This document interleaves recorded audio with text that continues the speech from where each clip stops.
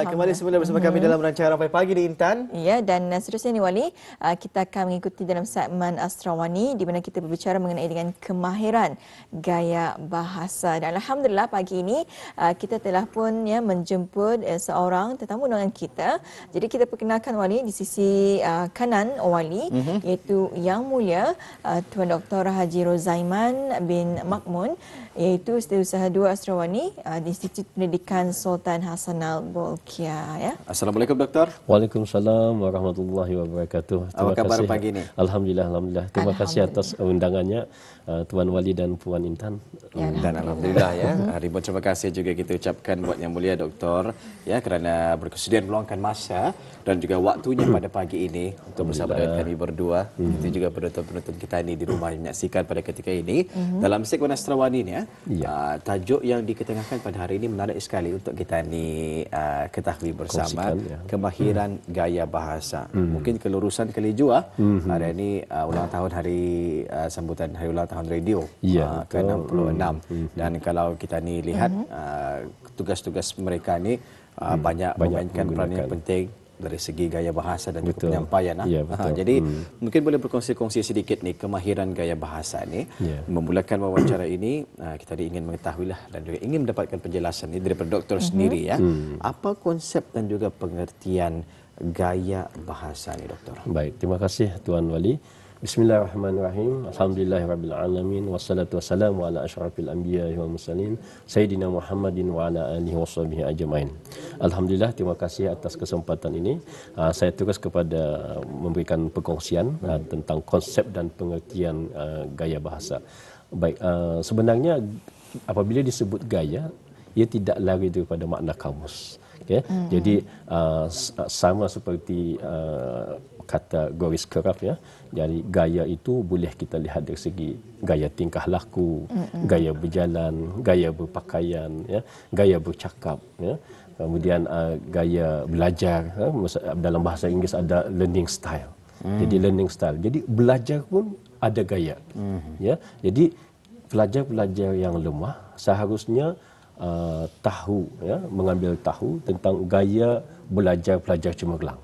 Sebab gaya belajar pelajar cemerlang ada cara-cara tertentu. Jadi perkataan gaya di sana adalah cara. Cara ya. Jadi cara belajar, gaya belajar.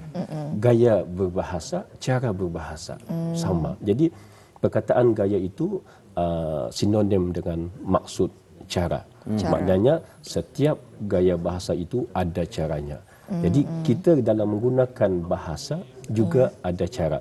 Cara berpakaian misalnya, cara Melayu. Jadi cara Melayu itu maksudnya gaya orang-orang Melayu. Gaya Melayu, gaya orang Melayu berpakaian. Ya. Ada baju kurung fashion. Jadi dan setiap gaya itu ada dipengaruhi oleh period tertentu. Moden, klasik, romantisme. Jadi begitu juga dengan penggunaan gaya.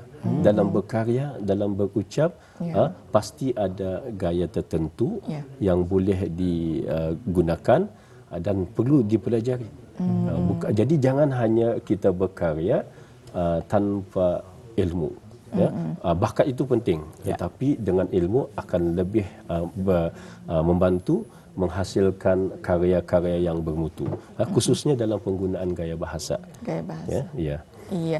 Jadi itu ya, gaya bahasa ini adalah cara ya, dan kalau kita kaitkan dengan kalau pengarang ni ya doktor ya, kalau pengarang ini kalau gaya bahasa ini adalah ungkapan atau penyampaiannya, macam mana isi yang akan disampaikan oleh pengarang tersebut. Dan seterusnya ini tadi kita bicara mengenai dengan gaya bahasa. Jadi apa tujuan penggunaan gaya bahasa dalam sastra ni, doktor? Baik. Dalam karya seni, dalam karya sastra, tujuannya pastilah dua tujuan utama, ya, iaitu untuk menyampaikan isi dalam bentuk yang tertentu. Okay? Jadi isi itu antaranya pengajaran, amanat, gagasan, ya, tema, dan ia disampaikan melalui bentuk. Dalam karya sastra, bentuk itu banyak. Sajak, cerpen, novel, lirik lagu, drama, syair, cerpen, banyak bentuknya. Jadi setiap bentuk itu memerlukan gaya bahasa yang berbeza, gaya bahasa yang tertentu. Dan isi tadi disampaikan melalui bentuk seindah yang mungkin. Maka tujuan utama karya sastra itu diciptakan, ditulis, dihasilkan ialah untuk menyampaikan isinya dalam bentuk yang seindah mungkin. Jadi gaya bahasa menumpang, mendukung kepada keindahan karya sastra itu. Jadi jika kita menulis hanya berdasarkan bakat tanpa ilmu, khususnya gaya bahasa, kita tidak akan dapat berupaya menghasilkan karya sastra yang berupaya mengungkapkan isi, mandat dan sebagainya itu melalui bentuk yang seindah mungkin. Jadi untuk menjadikan karya sastra itu indah, perlu melalui bentuk yang indah. Dan salah satu ciri keindahan itu ialah gaya bahasa. Jadi gaya bahasa itu tujuan utamanya untuk menjadikan karya itu seindah mungkin. Dan indah ini ia subjektif. Subjektif, tetapi ada ukuran-ukuran tertentu yang boleh kita ikuti.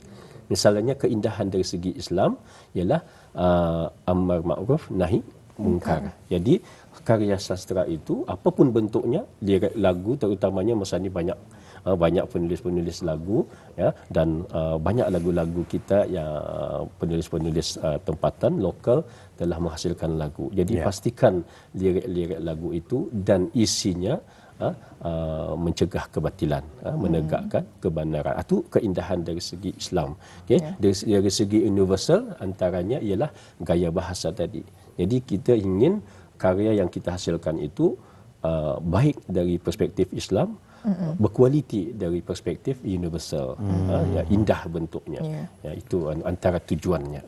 Baik, alhamdulillah, itulah kita ini dengarkan sedikit penjelasan berkenaan dengan tujuan gaya bahasa itu sebenarnya ialah untuk memperindah memperindah satu-satu penerbitan ataupun seperti yang dikongsikan tadi, karya, lagu, mungkin novel, drama, apa saja karya sastra. Bahkan di dalam pidato, ucapan-ucapan biasa, penyampai-penyampai radio, syarahan, pidato, ceramah, perbahasan, semua itu menggunakan gaya bahasa yang sama.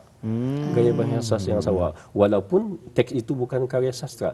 Gaya bahasa ini ia universal, bukan saja ada dalam karya sastra, bahkan dalam dalam teks-teks argument, pemujukan, pidato, perbahasan, ada tujuan gaya bahasa penekanan, pengulangan, semua itu diperlukan untuk mempertegas. Misalnya ada gaya bahasa bertujuan untuk mempertegas, memujuk, menjelaskan, menghuraikan, memperincikan, menekankan. Jadi ada karya perkataan-perkataan tertentu yang boleh digunakan. Oh, jadi jenis-jenisnya banyak ni. Banyak. Jadi gaya bahasa itu bukan untuk karya sastra saja.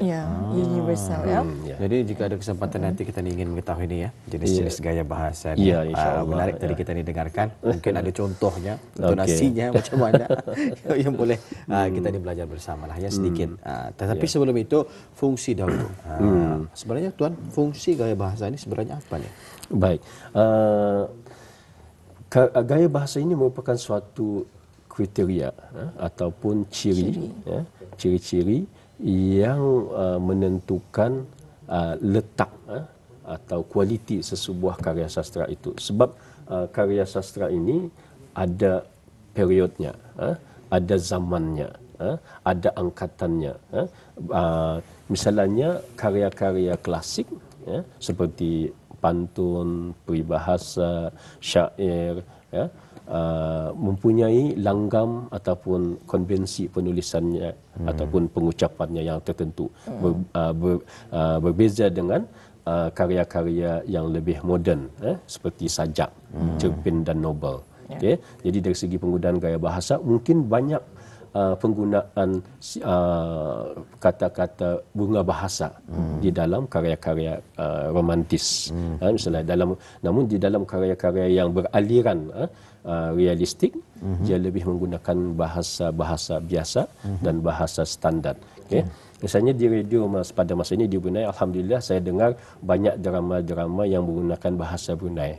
Nah, kalau kita akan tahu karya yang menggunakan bahasa dialek atau bahasa tempatan itu boleh diletakkan di aliran pasca modernisme. Satu aliran di barat yang sudah tinggi sebab ia menggunakan dialek. Ia lebih realistik. Paling kurang pun jatuhnya realistik. Karya-karya realistik sebab ia menggunakan bahasa biasa, bahasa seharian, bahasa yang digunakan oleh audience, orang kebanyakan. Itu jadi kalau misalnya orang Brunei, pelakon Brunei menggunakan bahasa lain, misalnya selanga KL misalnya, jadi ia tidak realistik. Sedap didengar tapi ia tidak realistik. Jadi ia tidak menepati kriteria realisme ataupun realistik dalam berkarya. Jadi terdapat pula karya-karya yang simbolik, karya-karya simbolik. Walaupun aliran ini di barat dikatakan zaman moden, tapi sebenarnya dalam sastra Melayu, dalam kebudayaan orang Melayu sudah banyak karya-karya simbolik, peribahasa simbolik. Yes. Pantun dua baris pembayang adalah simbolik. Ia menggunakan lambang-lambang tertentu sebelum menyampaikan maksudnya dalam dua baris berikutnya. Nah, jadi itu karya-karya simbolik. Jadi simbolik itu juga merupakan gaya bahasa, menggunakan simbol-simbol, kata-kata simbol. Okay. Sebelum pembayang maksud dalam dua baris pantun itu, dua pembayang maksud awal di atas itu mengungkapkan simbol-simbol tertentu yang mungkin menyembunyikan makna lain. Makna lain. Kadang-kadang si pembaca ataupun si pendengar menjadi berfikir, berfikir sejenak apa mesej ataupun pesanan yang ingin disampaikan daripada dua pembayang itu. Yang mungkin berbeza daripada dua pembayang. Dua maksud, dua baris maksud yang mengikutinya itu. Itu antaranya. Jadi bahkan misalnya di dalam salah satu fungsi penggunaan gaya bahasa itu juga ialah sama ada karya sastra itu boleh dikategorikan sebagai klasik ataupun moden. Okay. Dulu ada angkatan 45, angkatan 50, ada penulis-penulis yang pernah belajar di Mesir dan sebagainya. Apabila kembali mereka menghasilkan sajak-sajak yang berunsurkan agama. Nah, karya-karya yang berunsurkan agama juga menggunakan gaya bahasa yang berbeza. Di dalamnya banyak bahasa Rabbani atau bahasa-bahasa yang mengungkapkan ketauhidan dan sebagainya. Nah, ini ia juga merupakan suatu genre karya sastra yang menggunakan gaya bahasa Islamik, gaya bahasa Rabbani biasa disebut. Okay. Jadi amat penting kita belajar tentang gaya bahasa ini. Jangan hanya kita apa saja penulis, pembuat atau penulis lirik lagu kan biasanya, kemudian pemantun dan sebagainya, perlu belajar gaya bahasa agar karya yang kita hasilkan itu sesuai dengan isi, sesuai dengan aliran tadi, sesuai dengan maksud yang ingin disampaikan. Okay? Itu yang penting. Ya, kalau dulu kan kita sempat juga membaca buku-buku sastra, kadang-kadang ayat yang digunakannya itu ayat sungsang, terbalik. Ya, betul. Adakah terma yang dinyatakan sebagai gaya bahasa yang salah? Tidak. Ayat sungsang ini ia tidak salah. Ya, sebab itu ada perkataan ayat sungsang. Maknanya ayat itu mendahulukan predikat. Ayat mudah ataupun ayat biasa, subjek, diikuti dengan predikat. Tetapi ia boleh disongsangkan dengan kaedah yang betul, dengan mengkedepankan predikat ataupun mengkedepankan objek ataupun mengkedepankan adverb ataupun keterangan, unsur-unsur keterangan di dalam ayat tersebut. Jadi ia tidak salah. Jadi ia itu tidak gaya salah bahasa jika tersendiri. disongsangkan dengan kaedah yang betul. Sebab itu gaya bahasa ini ada kajiannya disebut sebagai stilistik. Stilistik itu ialah kajian tentang gaya bahasa. Tentang gaya bahasa, ia boleh dilihat dari perspektif linguistik. Jadi para linguistik mereka juga mengkaji gaya bahasa, khususnya tentang bagaimana gaya bahasa itu dimanipulasi oleh penulis sehingga bentuknya luar biasa tetapi masih betul. Seperti ayat songsang ni tadi, masalah ayat songsang. Ia bukan salah, bukan suatu kelemahan. Ia disongsangkan dengan kaedah yang betul. Tepat nahunya. Yang penting apa yang disongsangkan itu sama ada ia objek ataupun adverb, keterangan ataupun keseluruhan predikat. Ke pasar ibu tadi pagi. Ke pasar ibu tadi pagi. Asalnya ibu ke pasar tadi pagi. Tapi masih betul sebab penggalannya tu didepankan dengan kaedah yang betul dan sebutannya menjadi berubah. Sebutannya menjadi berubah. Itu intonasi memainkan peranan yang penting lagi. Di mana komanya, di mana noktah. Betul. Jadi gaya bahasa ini ada kaitan dengan intonasi juga. Menarik, semakin betul mendalam ya. Betul ya, menarik sekali ya yang mengenai dengan gaya bahasa ini. Dan tadi telah pun Doktor jelaskan mengenai dengan fungsi, dan sebenarnya itu pun juga Doktor telah pun menyebut sedikit mengenai dengan contoh-contoh ataupun jenis-jenis gaya bahasa. Jadi mungkin boleh disebutkan dan juga berikan contoh gaya bahasa yang sering digunakan. Baik.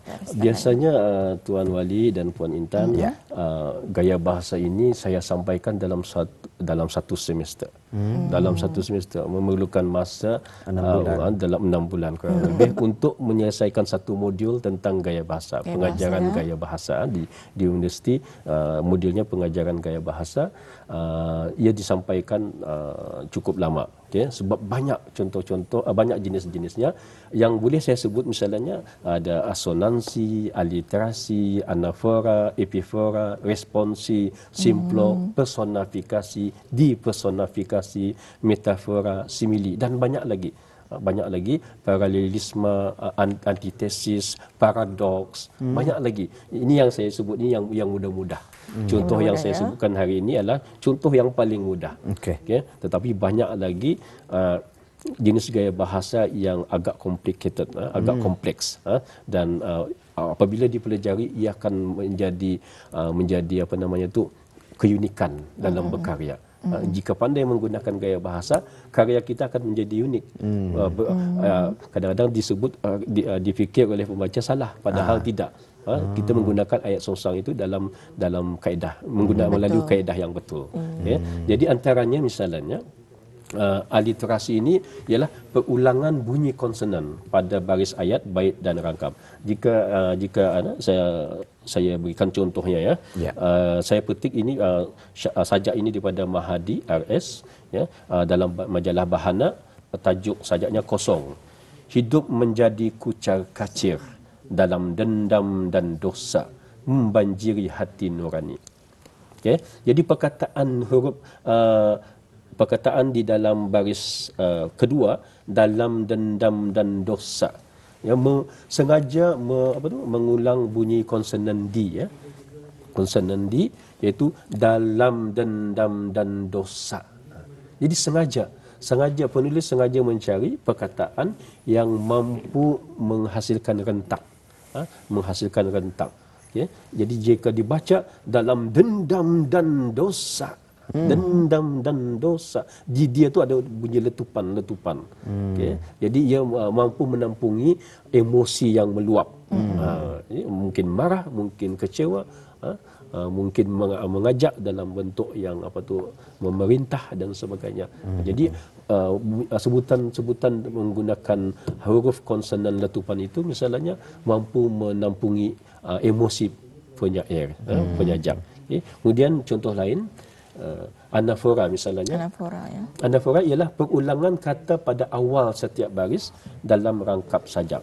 Sebagai contoh, tajuk sajak bunga oleh Surah Yasin, juga dalam majalah Bahana saya ambil, subur menggamit nubari, lembutnya wajah putih, kudus sesejuk embun pagi, lambang kehalusan, lambang keikhlasan, lambang kemuliaan hati dan budi. Nah, mungkin penulis ini bercakap tentang warna putih itu.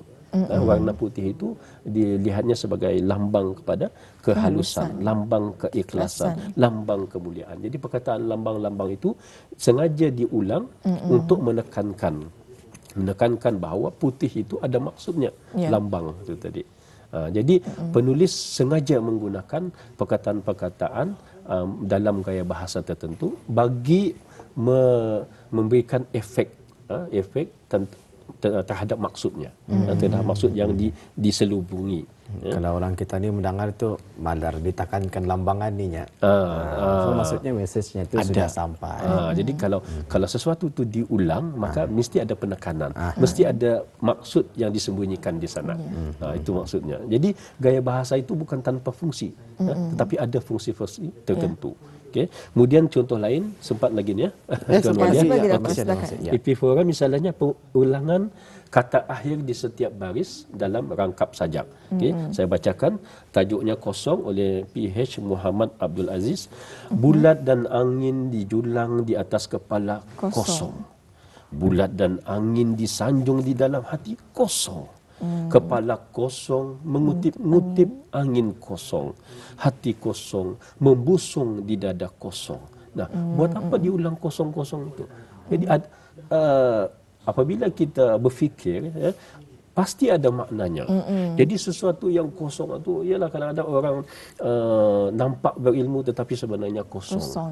Jadi kekosongan itu walaupun caranya bercakap hebat, tetapi jika tanpa ilmu, maka ia menyuarakan sesuatu yang kosong, yang tidak ada dalilnya, yang tidak ada sandarannya, yang tidak ada rujukannya. Jadi berhati-hati apabila bercakap tanpa ilmu. Ya, kita perlu menyampaikan sesuatu itu sesuatu yang ada asasnya. Jadi mungkin saja itu yang dimaksudkan oleh penyair ini. Luar biasa sekali ya. Kosong itu. Cantik sekali kalau kita mendengar pun ada apa? Ada iramanya, ada penekanan, di mana gaya bahasa itu bagi penyampai yang profesional, ia akan tahu di mana penekanan harus dibuat melalui perkataan-perkataan yang ada di dalam sajak. Itu baru sedikit contoh yang dikongsikan oleh doktor pada pagi ini. Kita kena mengikuti kelas 6 bulan ataupun 1 semester untuk memahami topik yang cukup mendalam berkaitan kemahiran gaya bahasa ini. Masa kita sangat singkat sekali ini, doktor. Banyak sebenarnya contoh-contohnya. Banyak contoh ini sebenarnya. Mungkin insyaAllah selepas ini kita akan semak dan juga lihat sendirilah slides yang disediakan oleh doktor ini. Apapun untuk mengakhiri ruangan wawancara kita ini, doktor, ada kesimpulan yang mungkin boleh dibuat secara ringkas dan mungkin ada perkongsian bagaimana penulisan ataupun kajian gaya bahasa di negara kita di Brunei Darussalam yang juga turut disimpulkan. Terima kasih Tuan Wali, Puan Intan. Jadi sebenarnya ingin saya rumuskan bahawa sayang jika kita menulis hanya berdasarkan bakat. Jadi banyak cara untuk menimba ilmu. Di dalam menghasilkan karya sastra, banyak teknik yang perlu kita pelajari. Gaya bahasa salah satunya, bagaimana mengungkapkan isi-isi yang penting. Jangan kita menghasilkan lirik lagu misalnya tentang sesuatu yang remeh, sesuatu yang tidak penting, yang hanya mengungkapkan emosi-emosi tentang cinta. Pastikan ia cinta terhadap apa? Cinta yang bagaimana? Cinta yang baik. Maksudnya itu dari perspektif yang positif, yang baik, cinta untuk cinta kepada negara, cinta kepada tanah air, cinta kepada Tuhan, cinta kepada Rasul, cinta kepada ibu bapa. Okay? Jadi sesuatu yang baik dari perspektif Islam, baik dari perspektif budaya Ketani, Melayu Islam Berajan misalnya. Okay? Jadi gaya bahasa ini salah satunya merupakan unsur yang penting dalam berkarya agar karya itu berkualiti, bukan Dan saja lebih isinya bermutu ni, ya, dan doktor, bermutu dan dari segi bentuknya juga. Ya, alhamdulillah. Dan di Brunei misalnya banyak buku-buku yang boleh kita pelajari, dan salah satunya ini ialah stilistik, manipulasi gaya bahasa aliran yang saya sendiri minta maaf menulis. doktor ya. Masa sangat mencemburui kita hari ini. 9 pagi kita akan mengikuti berita day. Jadi apapun terima kasih di atas masa yang diberikan ini doktor. InsyaAllah nanti kita akan memberikan lagi mengenai dengan kemahiran gaya bahasa ini ya.